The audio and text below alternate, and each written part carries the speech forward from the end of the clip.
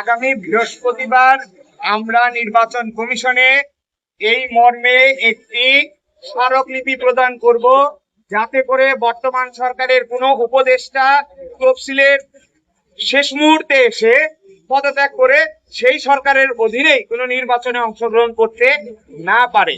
আগামী বৃহস্পতিবার বাংলাদেশ যুব অধিকার পরিষদের পক্ষ থেকে নির্বাচন কমিশনে আমরা এই মর্মেই স্মারকলিপি প্রদান করব।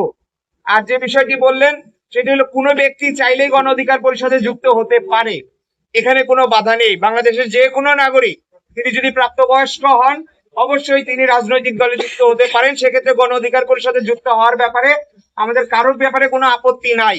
তবে আমাদের ব্যক্তির দুর্নীতির দায়ের প্রতি আপত্তি আছে। এই রাষ্ট্রে, এই দেশে এই গণ অভ্যুত্থানের চেতনা, তার যে দায়, সেই দায়কে তিনি লঙ্ঘন করে কিনা, সেটি দুর্নীতির বিচার করার দায়িত্ব গণ অধিকার পরিষদের না, যুব অধিকার পরিষদের না।